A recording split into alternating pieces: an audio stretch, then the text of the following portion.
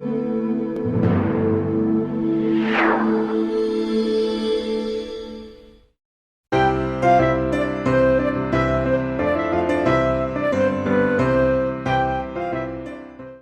that's part of the path of money and the opportunity that we have at KW. It's what we call the hack to the path of money, profit share. So we'll touch on what we mean by the hack to the path of money.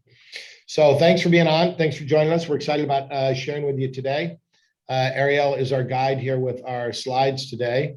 And we're going to talk about the path of money. This is a Keller Williams course that actually, if you've read the KW materials, particularly the MREI book, the Millionaire Real Estate Investor book, these principles and pieces are in there. And now we've broken it out into some material today. So we're going to go through that. Before we do it, though, it's an interesting time in the world. I had a meeting this morning early, like 7:30, and we're talking about some big pieces where people are making life changes and things are moving rapidly. And it's kind of happening all over the country, right? They call it the Great Resignation, where people are trying to find the position that fits them. We have mostly benefited from it in South Florida because people seem to be resigning from other places and moving down to where we are. And yet it's a turbulent time, right?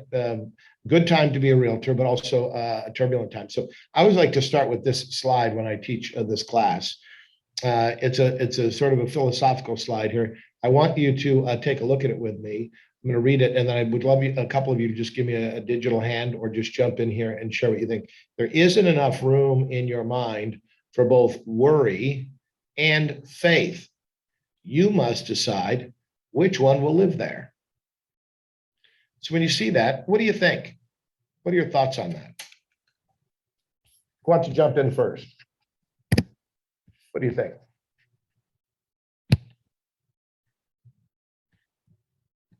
Anybody wake up with worry, or do you wake up every day with faith? Faith. Good for you, Becky. That's awesome. Yeah. Do you ever have to switch gears? Do you ever wake up and your first thought is a worry thought and you shift into faith? Not recently, but I'm sure yes. Yeah. Yeah. I mean, it's interesting as we talk about this. I think it's great that you're able to do that. And I noticed that when we turn on national news, in fact, I did this the other day. I had the national news that I normally watch, and something happened. It made me click to a couple of other channels. And lo and behold, I noticed the other channels were not nearly as negative a bent as the show I had typically been watching for the first 15 minutes, just to kind of get the day's news, and then I turn it off. But what you do when you first wake up, how you feel, and what channel you get yourself on. Are you on the worry channel or are you on the faith channel? That's a big thing. Anybody else want to add to that? Thoughts on this? Let me ask a different question. If you wake up on the worry channel, what could you do to change that? What could you do to change that? Switch to gratitude. Think of one thing that makes you happy or made you happy the day before. Something that you were praying for and now you have it. Just switch to gratitude, and that will help you switch to faith. Yeah, I love that. Who said that? I can tell who said that. I'm Pedro Rossi with Miami Shores. Awesome, Pedro. I love that you shared that. In fact, it's interesting. Carl Liebert, who took over KWX, right, which is our company that's moving us toward the opportunity to go public. And other things, kind of consolidated the companies. Carl Liebert talked about every morning he starts the day early and he does 10 minutes of gratitude, where he just takes inventory of all the things he's grateful for. So that's a great tip. Love that. And what you're speaking to is kind of one of the primary things that I think of, which is if you don't say affirmations or have something positive you plug into, that can be very powerful to get you in the right frame of mind. This is not only for the path of money, but just finding money and finding opportunity. There are people in the world that will, someone will wake up and go to Starbucks and they'll see no opportunity. They'll order a coffee and they'll walk out. Somebody else will walk into Starbucks in the morning, get a cup of coffee, and end up with 3 leads. Are you with me? It's the way they're approaching the day. It's the way they're looking for opportunity. It's the way they're dialed into what's happening in the world.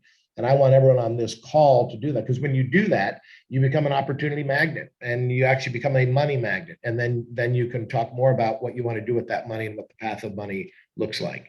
But that's an important thing. So gratitude time or affirmation time is really good. I shared this with people yesterday because I came across this recently.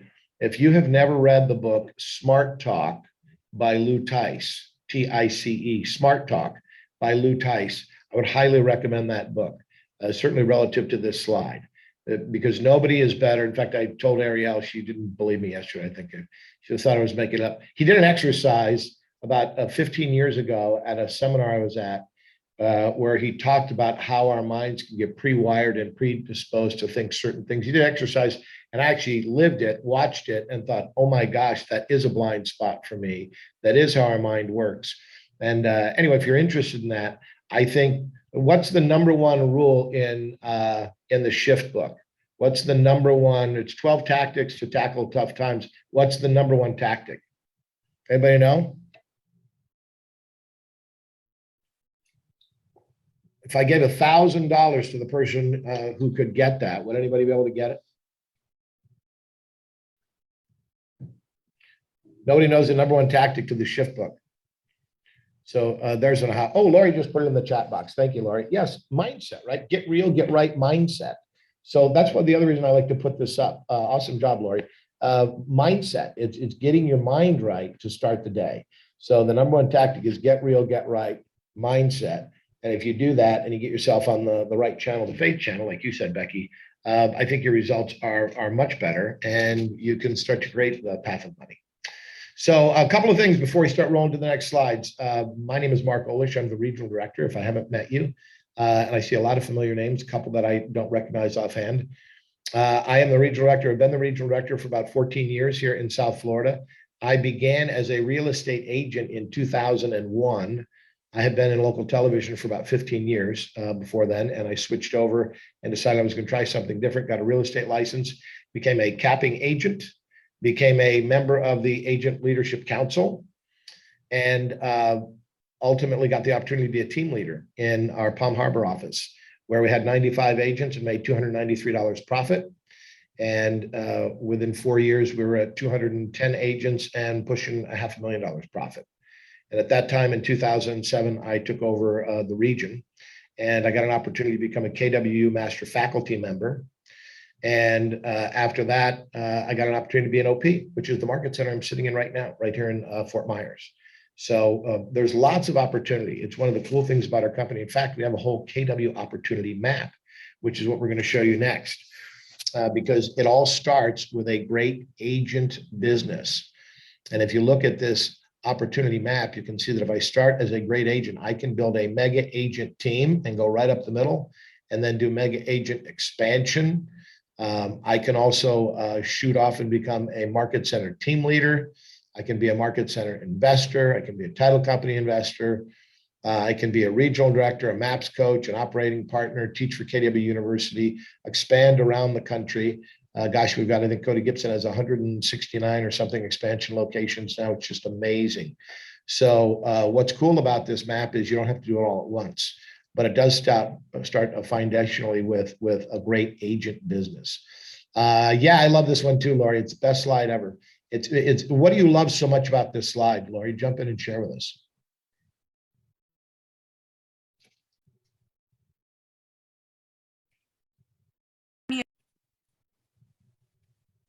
Sorry about that. Okay. What I love so much about it, that your opportunities are endless, and it's literally sitting right in front of you. It's a map of your future. And I mean, there is nothing that you can't do. You set your mind to it. And I really, truly believe what you said, Mark. And I do it on a regular basis. And I'll share a story one day with you.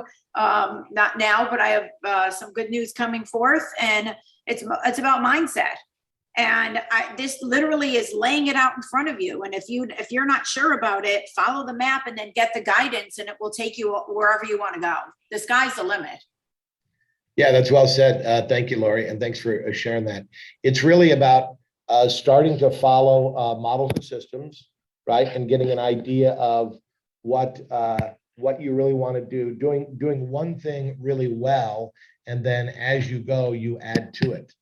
I didn't wake up and say I want to be a KW Master Faculty member. I just started as an agent, and then got on the ALC, and then became a team leader, and then that KW teaching opportunity came up. One thing we don't have on here, which we do have within our region, is FES, Florida Educational Services. So that's an opportunity for you to teach at the regional level and build your presentation skills, build your business by getting referrals in the region with people who are getting $60,000, $70,000 a year in referrals just from teaching in the region and connecting in other market centers. So there's lots of opportunities, and we're here to help you get those, and your team leader and your market center can help you with those as well.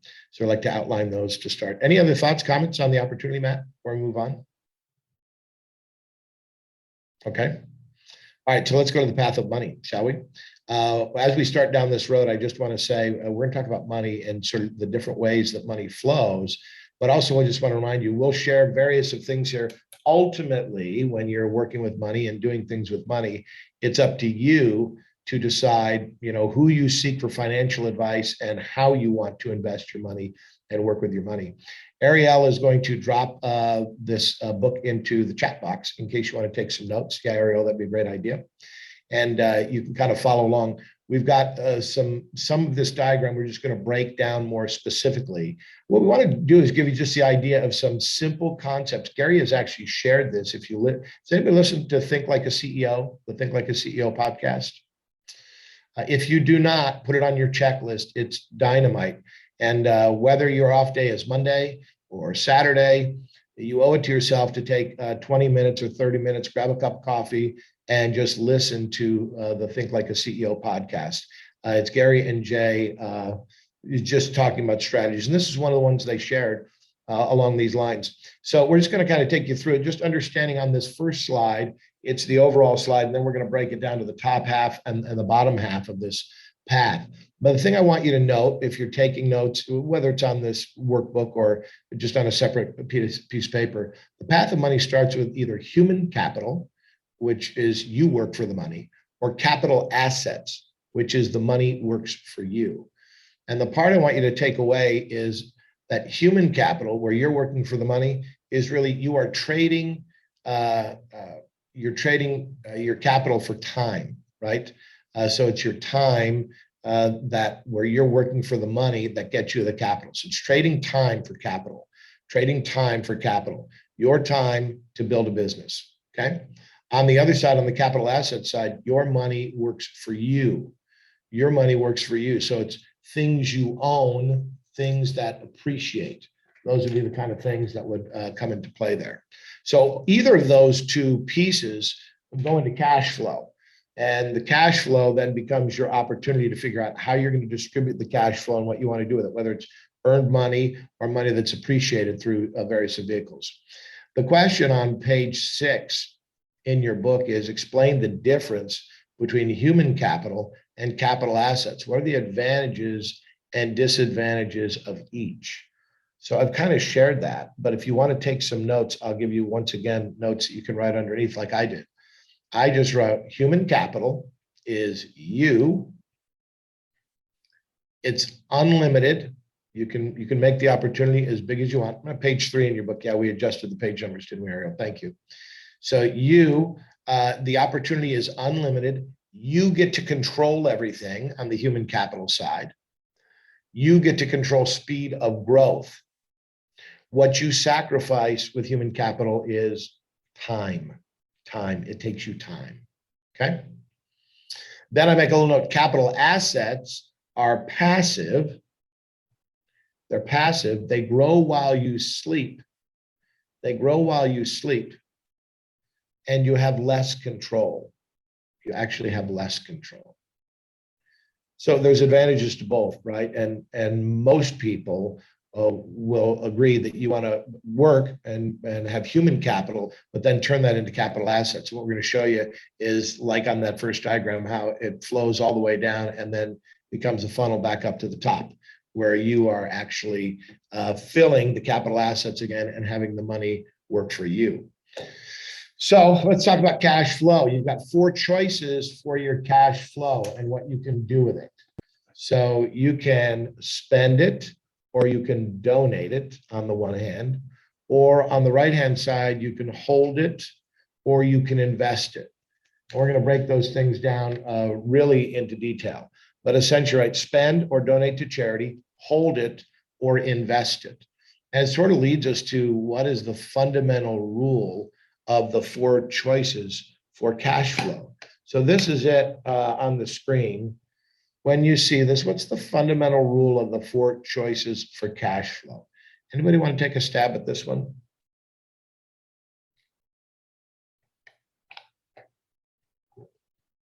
Okay, let me put it another way.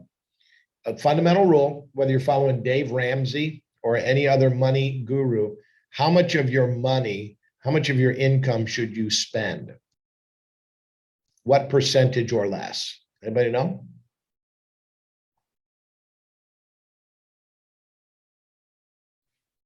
Okay, this is good. So we're all going to learn something here, right?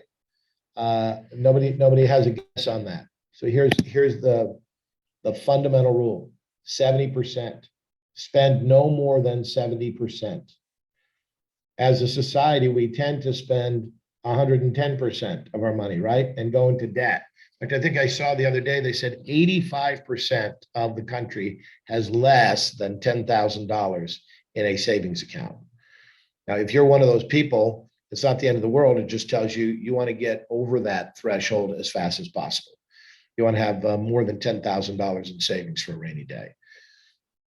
The way you do that is by learning to spend 70% or less, So let's see if you catch on to this now. So if you spend 70%, how much should you hold? What percent should you hold typically? Anybody? 10%. 10%. You got it. 10%. Yep. So, and this is a Dave Ramsey, right? So you hold 10%, you donate how much? 10%.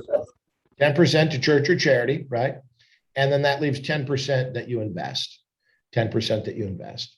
So now this would be of the income that you make, right? So out of your business, it's the net cash to you. Don't forget, as a realtor out of your business, you always want to be investing money back into your real estate business. But if you're taking a salary, you certainly should be keeping your books, your business books separate of your personal books. This is your personal books rule, right? Of the money, the income that you're taking. So of that income that you get, you should spend 70%, hold 10% in a savings account or a long-term savings account. Donate 10% to church or charity, and then invest 10% in real estate or stocks or whatever you're going to do, right? So that's the fundamental rule. Dave Ramsey, if you haven't spent any time with Dave Ramsey and his, oh gosh, I'm drawing a blank. What the heck, you guys know Dave Ramsey's Financial Peace University, right? Financial Peace University. He teaches these rules, and there's 7 fundamental rules about the way you want to handle money, and those are pretty much universal. But you may want to study those and take a look. Anybody use Dave Ramsey or the Dave Ramsey systems before? If you have, it's very powerful. But it's about this. It's about learning to manage and control your spending, because typically we spend and we don't account for our money. The first fundamental in order to get the path of money working for you is to understand how much you're spending and to be disciplined about holding, donating, investing some other money. The people that are able to retire actually has nothing to do, or less to do, it says nothing, less to do with how much they make and more to do with how they handle their money. Does that make sense? Somebody who manages their money better can do really well versus somebody who makes a lot of money and doesn't manage their money well at all. So, okay, so those are the 4 fundamental choices for cash flow. And that being said, let's take a look at the bottom half of the chart and talk about what then happens next with the money. So now you've got money, right? And you're going to invest it because 10% you're going to invest minimum. By the way, if you can learn to live off of 50%, that's better. Then you can invest 30% if you want, right?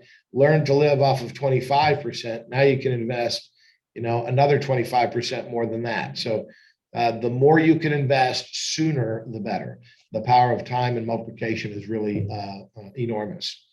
So you've got two opportunities here, and this is what, Ariel, is this page 5 now that we're on? That's the bottom half of the chart.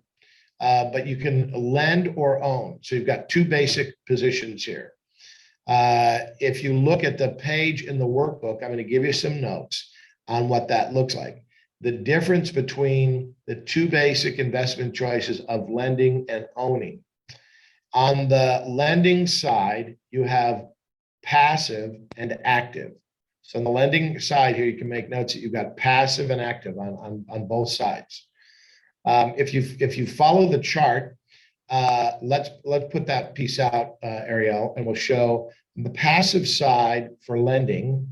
You've got money markets, CDs, bonds, and T-bills.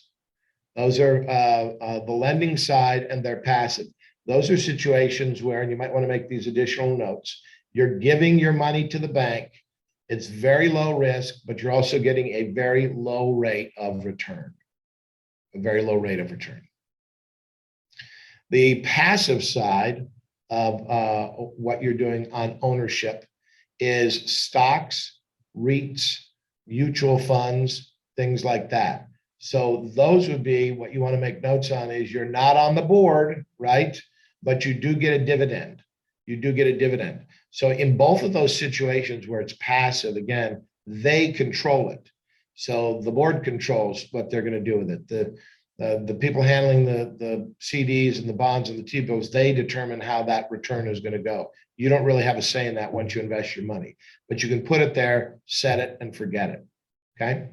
Now on the active side, you can also lend or you can own.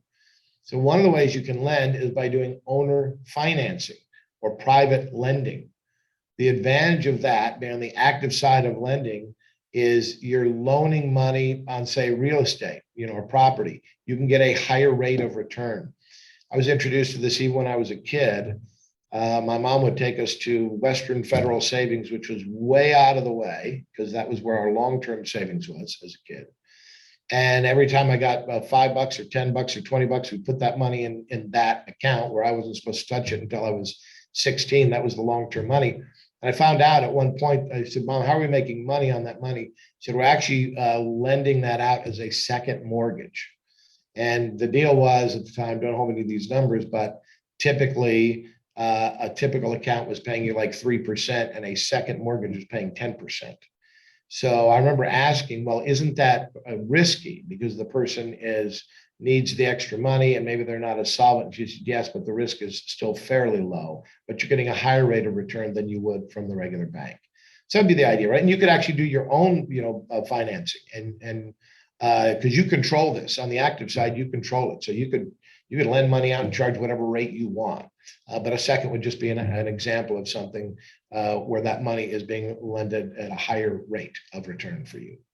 On the active side, you can also own a business like your real estate business, or you can own real estate, right? You can own rental properties, things like that. Those are going to give you the highest rate of return, which is why we love being involved in that. Anybody know what your rate of return should be on your real estate business? Anybody know? A gold star if you can get it. What do you think? Anybody know?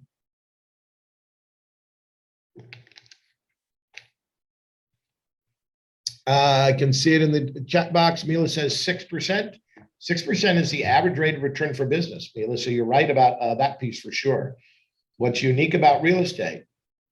Has anybody ever heard that real estate is a 30, 30, 40 business? Becky, you've heard this. Yes?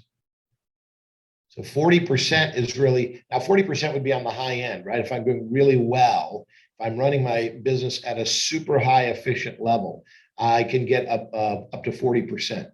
When you start out your real estate business, just you, and you're selling 15 or 20 or 25 houses, you can actually have higher than 40% because you don't have any leverage. You're using up all your time to run the deals. As you grow your business to 40 deals, 60 deals, 100 deals, you need other people to help you. And now you're having to pay. That's where the 30 and 30 comes in. So you can write these notes down if you haven't internalized them yet. They're from the MREA book. 30% should go to expenses, just the cost of running the business, putting gas in your car, taking office space, doing training, marketing, all those things, excuse me, would be expenses. And then cost of sale would be another 30%. That would be what I pay a buyer's agent to go run a deal for me, or a listing agent, or what I pay my company in split monies. So cost of sale ought to be about 30% or less. So 30% expenses, 30% cost of sale, that leaves me 40%. That should be profit to me. That's a really profitable piece, right? That active part, your real estate business, pays you a big rate of return. Okay. Any questions on this part before we move forward? There's a piece I want to share with you. Has anybody heard of the book called The Simple Path to Wealth? The Simple Path to Wealth. If you haven't heard of it, you may want to write it down. The Simple Path to Wealth. The piece I would articulate there, and again, you should always get your own investor information, your own financial information.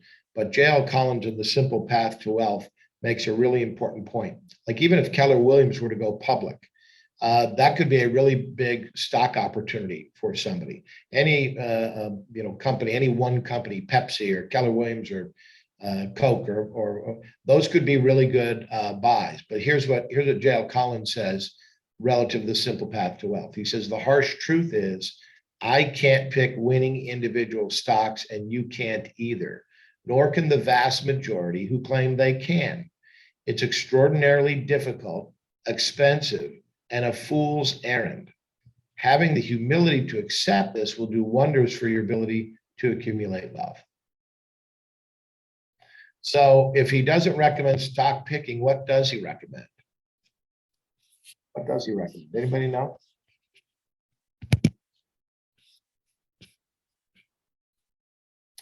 The answer is mutual funds, right? Mutual funds. So things like a Vanguard fund. That's actually what he recommends in the book.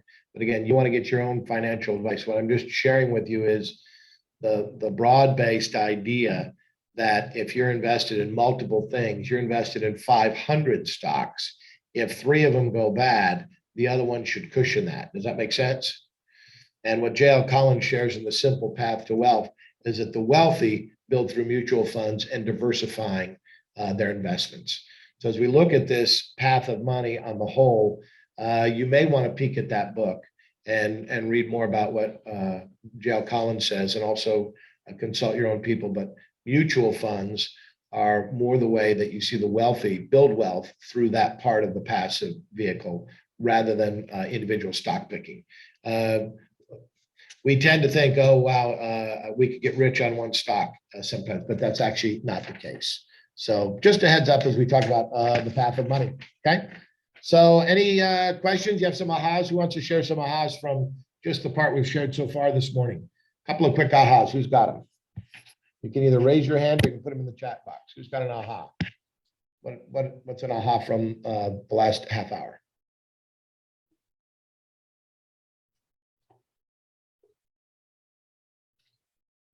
Something maybe you didn't know, or something that you were reminded would be a really good idea to start doing. Anybody? I like the rate of return in real estate. Yeah, it's huge, right, Becky? I mean, commercial realtors are really good at this because they analyze cap rates and other things, but the rate of return to run a real estate business, which is what most of you are in, is enormous. The other opportunity is in real estate is we see the real estate deals when they come up first, right? So if you want to flip a house, you should be able to find one to flip before everybody else because you're the realtor. If you want to just invest and hold long-term, you should be able to find that first. The first one I did, I'll tell you when I got in, I don't know how many of you have rental properties, but I would consider myself more of a conservative investor. I like to calculate things and be very diligent in seeing the opportunity. I actually only risked $500 to buy my first rental property. So back in 2005, when the market was really hot, a builder would take $500 to hold a lot for you and to build a home, and you wouldn't be due the rest of the money and have to close on the house for 8 months. So that's a pretty safe bet, right? So if you bought a house at that time for 150, 8 months later, the house would be worth 180 or 190. You could either sell it and cash out, or you could say, I can see how I could rent this and then start renting the property. The issue is really never money, though. It's just finding the deal and being involved. Linda and Jim McKissick, who Mila, you shared their picture and your relationship with them. They not only have a profit sharing side in their path of money, but they also wrote the book Hold, which is about buying and holding real estate. And they started doing that a long time ago. They went from being $660,000 in debt to now having 7 levels of profit share that pay them over $1 million a year, and also over 100 rental properties. And I know when Jimmy teaches that class, he shares the money, your money is never the deal breaker. So if you find a great buy or a great house to flip or a great house to invest in, you should be able to find people with money. You'll always be able to find people with money. So don't let that hold you back. And yes, your real estate business and your ability to invest in real estate pays huge dividends. That's part of our opportunity as realtors. Okay. Anybody else? Ahas from this morning? Did anybody learn the 70-10-10-10 rule? Is that helpful? You started living that way. Do you think you'd put more money away? I'll give you one other tip. If you have not looked at the 7 rules, Dave Ramsey's 7 rules to live by, I'll share with you. When I first saw Dave Ramsey 15 years ago, I said to one of my friends who is a financial advisor who is extremely wealthy, has done really well. I said, do you know who Dave Ramsey is? And he said, no, I'd never heard of him. What is he telling you to do? I said, well, here are his 7 rules of money. And he said, that's exactly right. Those are the things you should do. So if you haven't looked up the 7 rules of money, you should consider those and how you might use those. One of the things I'll share with you in that is Dave Ramsey recommends that you actually take your money and you put it into envelopes. So on a monthly basis, if you're going to spend $200 to go out to eat and go to a movie or whatever you like to do, that discretionary income goes into an envelope for the month, and then that's it. If you spend it all at Eddie V's, which is an expensive restaurant, then that's it. Then you're done. If you go to Taco Bell 25 times, then good for you. Then you can do that too. But once that discretionary income is spent, you're done.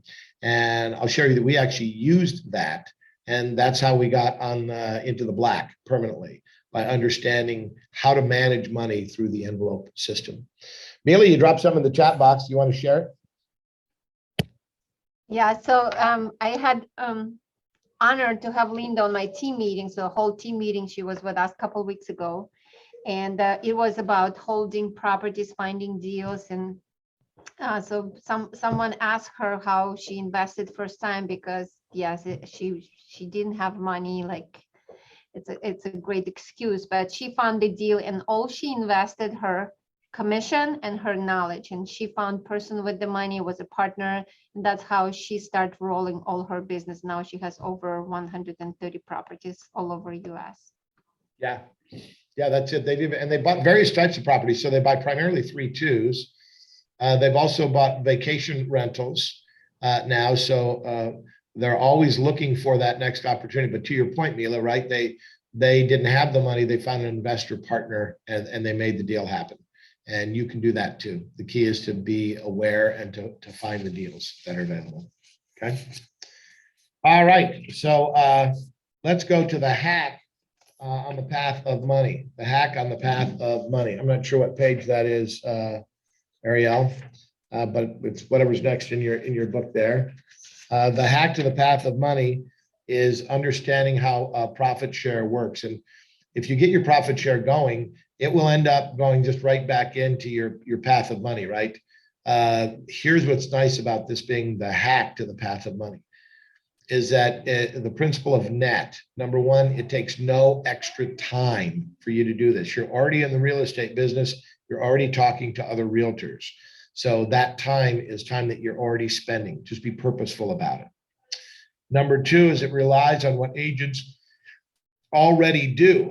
They build relationships. Now, we do that really well with our clients, but we could probably do it better with agents. Would you guys agree? If we were purposeful and if we told them about all the things we have going on. Hey, we have a class on business planning called the Business Planning Clinic. Do you have a business plan for 2022? Hey, we have a class called Career Visioning. I know you're getting ready to hire somebody on your team. Would you like to learn a system on how to hire?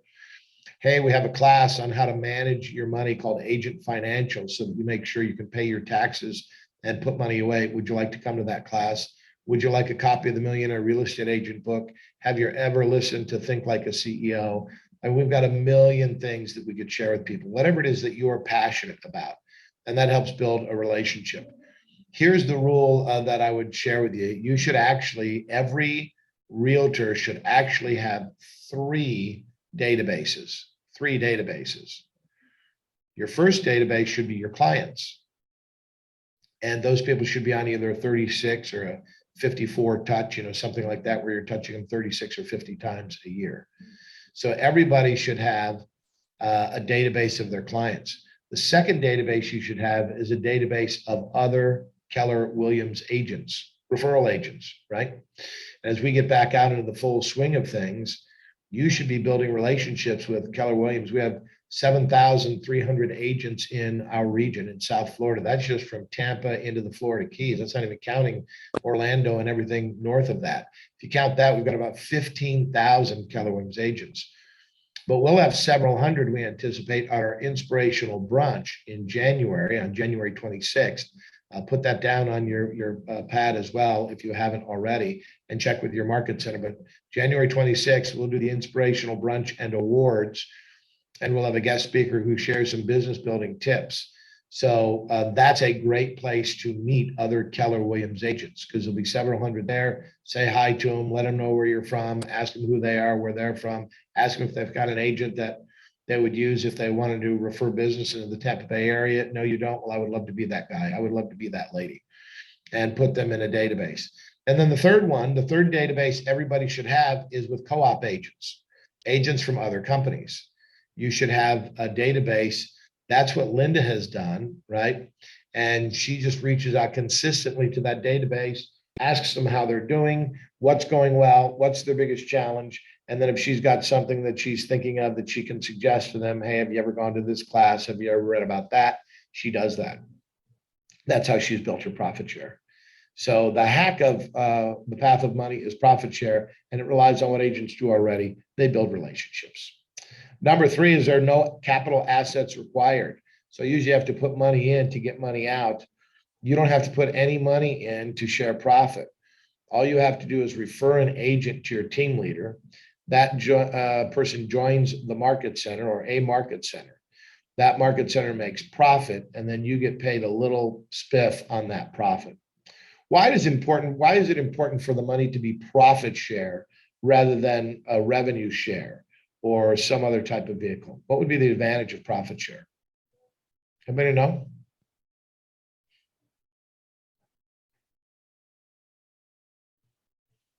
It creates a win-win relationship. The market center wins and the agent wins. And that means that our asset is more secure and more predictable. It's possible if I share the money off the top that it feels like a win for me in the short term, but the business goes under because it's underfunded, and then it's not as reliable. Gary actually tried a revenue share when Keller Williams started, and went to profit sharing over time because we're win-win or no deal, right? That's the way we set it up. And what's beautiful about this is there's no capital assets required, and you don't actually have to put any money in. It's the best business you could possibly run. No capital assets required and no legal liability. Number four is it builds on what agents already know: real estate and people. Real estate and people. So there's five reasons that profit share is the hack to the path of money. And number four is it builds on what agents already know. So you're working in your strength zone. Number five is it does not require risk to gain a return. I actually share in the profit in the Tampa Market Center, and I have never put a penny in that market center. And knock on wood, I've been able to share hundreds of thousands of dollars over the last 10 years because I referred somebody into the office. and she brought some other people with her. And that office has become very profitable, one of the top market centers in our region, in large part because of the lady that I referred in. And all I did was refer her in because I truly believe that with Gary Keller and the systems and tools that we have, that her opportunity would be better than ever, and it has been. So those are the keys to hacking the path of money. Principle of net, it takes no extra time. Relies on what agents already do, build relationships. No capital assets required. Build on what agents already know, real estate and people, and does not require risk to gain a return. That's a sweet sound, right? If you go back to the flow chart for the path of money, what happens is that money comes out the bottom as a financial return on the 21st of every month. The 21st of every month. Our total in the region so far is over 5.4 million. So there are people and naysayers that will say profit sharing is old hat. It's dead. It doesn't work. It's actually going to be larger than it's ever been, ever. It's record setting. I think our highest ever is 174 million. We're blowing past that this year. So the opportunity is bigger than and better than ever. And actually, for a long time, Althea Osborne was the #1 profit share earner. Now the McKissicks have supplanted her. And somebody will no doubt supplant the McKissicks at some point. So that money, that profit share money, should go right back up as a capital asset. And then that money should work for you. It's a painful lesson that I learned because I was at an event with our former president, Mark Willis, who is really a dynamic guy, powerful leader. And he said, when you get your profit share check, whatever you do, don't go out and buy an expensive car or something like that. Well, that's what I had just done. I just taken some of my first profit share monies and bought a depreciable asset. He said, what you want to do is take that profit share money and reinvest it until the dividends from those investments can pay for your expensive new car, if you choose to have one. Now, there's obviously got to be some balance. And again, as I said, it's your money and you have to build a platform that works for you and get your own financial advisors to use it. But the point is that he was making was use that profit share to really compound your money early on. And as Dave Ramsey says, live now like no one else so that later on you can live like no one else. Live now like no one else so that later on you can live like no one else. That means living on 70% or less. Most of the country is living on 110% of their money every month and going into debt. So if you can manage it and get it back into capital assets, that's huge. Okay, Cliff Notes version, a little bit here of what Mila shared earlier is understanding profit share and growth share. There are 7 levels to it. Level 1 is 50%. So if I go out and talk to Charlie and Charlie joins a Keller Williams Market Center and he names me as the sponsor, I'm at level 1. I would get 50% of the profit that Charlie is responsible for bringing to the company. And then in level 2, the person who is my sponsor would get 10%. The person who's my sponsor's sponsor would get 5%, and so on to 7 levels. And as Mila articulated, really most of your action goes on in there at the 5th, 6th, and even 7th levels. That's where you'll see your highest returns. Everybody in our system can actually print this out like a P&L almost. It's everything you want to know relative to profit share is printed out and made available, or can be printed out and made available on a monthly basis. And it gives you insight as to how to run your business. That's how Linda did it. She created a business plan to succeed with profit share, and then just stuck to it and just kept doing it. Okay. So your profit sharing plan, if you're going to build on what Mila taught earlier, and you're going to use this as the hack to the path of money and start feeding the rest of your systems, there's really 6 rules you need to follow on this. And number 1 is the get real, get right mindset, right? What mantra will keep you motivated to build your wealth? What mantra will keep you motivated to build your wealth? That would be something like, right, to impact and improve the lives of others. That's how Linda thinks of it. If you just set out to impact and improve the lives of others, you will just naturally share with them, and then that will help to build your wealth. So get your mindset, whether it's affirmations or whatever else you need, get it on the right page, and then go out there and share with people and let them see all the opportunities and things that we have, and let them have similar opportunities. Number 2 is lead generate. And which types of lead generating for profit share will you engage in to reach your goal? So you want to be thinking about those pieces. That can be as simple as calling somebody you co-opt with and offering them a copy of the Millionaire Real Estate Agent over coffee. It could be sharing the Think Like a CEO podcast with them. I would say anything that you're generally passionate about or that you like, those are the things you want to engage the people with and share with them. If there's something you're not passionate about, but you know the tools so well, and you can say, actually, that's our such and such class, that's what you should go to, then that's what you do. Either way, share what you're passionate about, and it will help you to engage and reach your goal. Build a pipeline, treat profit share like a business, and build your database. That's what we talked about, right? The third database should be cooperating brokers. So you said have one for your sphere, one for the agents, fellow agents, referral agents in Keller Williams, and the third should be a database of people from outside the company that you've done deals with. Okay. Qualify the lead is number 4. So ask questions and know more than their contact information.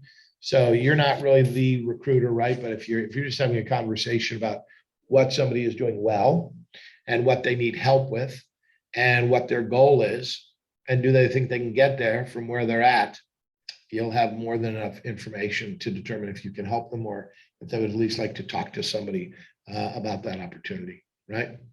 So I would highly recommend that. All right, number 5 is refer agents. I would set a goal for that, right? How many agents are you going to refer to your team leader on a monthly or annual basis? I would really break it down to at least monthly. And I would start looking for opportunistic places you can do that. I have done that, whether it's a co-op agent. I've done that when somebody's just shown a property that I have listed and we've had a nice conversation. I've said, hey, can I ask you a question? Have you ever had someone sit down with you and help you with a business plan? If I had somebody who would do that, would you be willing to just sit down and share with them how you do business and where you'd like to go? And they'd say yes. And then I just sit them down with one of our team leaders like Mila and have her help them with that. Okay. So give the gift of opportunity to your referral and your team leader by connecting the dots. And then follow up and close the loop, because the fortune is always in the follow-up. I actually had a lady who went to franchise systems orientation with us 5 years ago. And she's a really neat lady. And she was thinking of opening a Keller Williams Market Center. And at that time, that didn't really work out and really meet her needs. And about 2 months ago, maybe 3 months ago, I reached back out to her again. It'd been about 5 or 6 years. And I said, hey, I'm just checking in to see how you're doing, what's happening, and what's happening with your business. And we started talking, and lo and behold, she realized that she was overwhelmed with all the stuff she was doing. And if she had somebody that would help her to handle the back office pieces, that would be a blessing in her life. We connected her with a Keller Williams office that has those pieces. And she's now KW. And she brought, I think, 6 or 8 agents with her from her boutique that she had started. Really nice lady, really great lady. It was just the right timing.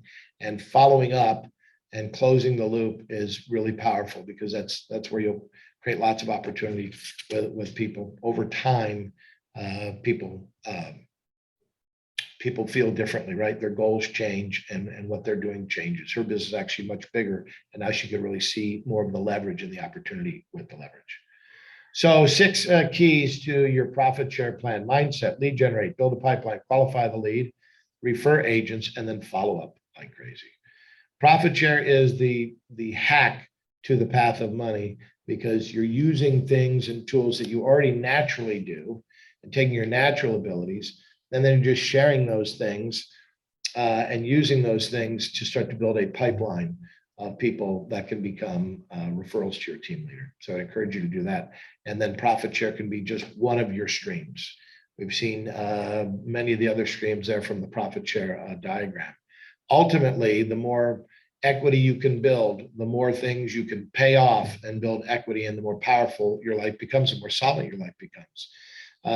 One of the things Dave Ramsey talks about is the power of paying off your home, what it feels like to pay off your home and be debt-free with relative to mortgage. And when you are debt-free, your smile looks like this lady who paid off her house and does this. She's paid off a couple of houses. Whenever she does it, she holds up the note and takes a picture and reminds herself of how good it feels to pay the property off and to be debt-free. You know, we have, interest rates have been so low historically that we sometimes think, well, I'll carry more debt because the the interest rate is so low. But man, when a pandemic hits and you start having people that can't pay their rent, and you realize you don't actually have a mortgage or a note on that, it's really powerful. Okay. By the way, that lady, I'm married to that lady in that photo, and she handles rental properties that we do. So and that's part of why she's got that smile, because it's been a passion of hers to do that and to help with that. So that's the path of money. We teach this, a little more in depth. We do a 2 to 3 hour course in the Market Center from time to time, but I'm glad to share a glimpse of this with you today in about 45 minutes or 50 minutes. And I'll just open it up for ahas and questions. Ahas and questions. What would you guys like to ask about, talk about? What's on your mind? Ahas?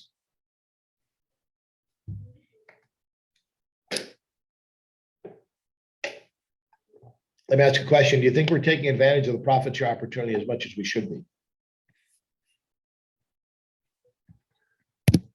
If you had a plan, would you be better at taking advantage of it? The plan starts with a database, right?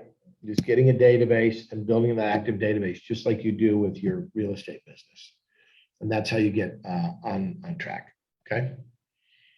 All right, who's got ahas? Somebody share, somebody jump in and share. We spent almost an hour here. I hope you got something and it was worth your time. Who's got one? Wants to share?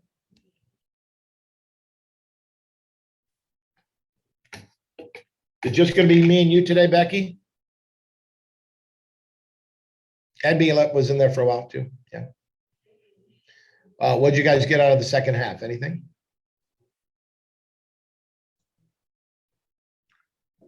Mark, I'll share. First of all, thank you. Thank you. That's great.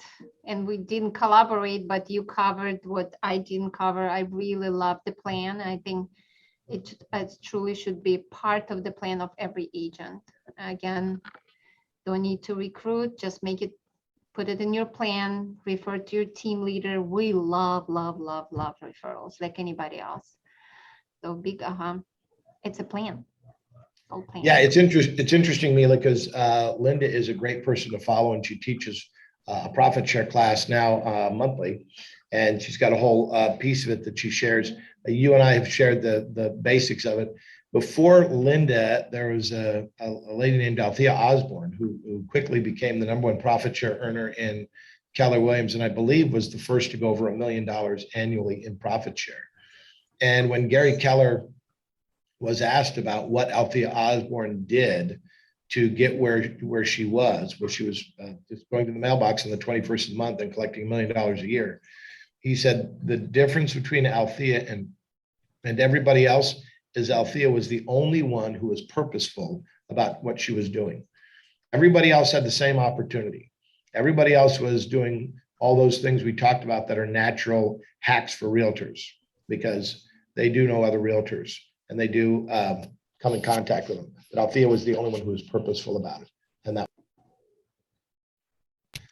another part about it that I just had one EXP agent in my office yesterday, and he's a big recruiter, and he said something that really stood out for me. He said, I wish I joined my company in 2015, and I joined it 2018, and 2015 people get much more benefits and their revenue share or whatever. I said, that's interesting because if I join your company today, I'm basically missing opportunities. In our company, we say that biggest profit share earner didn't even join company yet. So that's a huge difference. People don't understand that the difference between the whatever pyramid scheme and profit share. Profit share is something that shared with agents by the owner of Market Center. It's not the revenue share that you get from the agent producing. It is profit of our Market Centers. Yeah, Mila, people thought nobody would ever catch Althea Osborne because she had such a big head start at one time, and yet Linda and Jimmy have caught her. And you can catch Linda and Jim McKissick. You just have to be purposeful about it. And they would love to have a company alongside of them. So it's a great concept and a great opportunity Gary built in for us to build wealth. So it's cool. All right. So if there are no other questions, I just want to thank you for your time today. And I enjoyed spending the time with you. If we can do anything to help you in the region, you can always reach out to Ariel or myself. I'm Olesh at kw.com.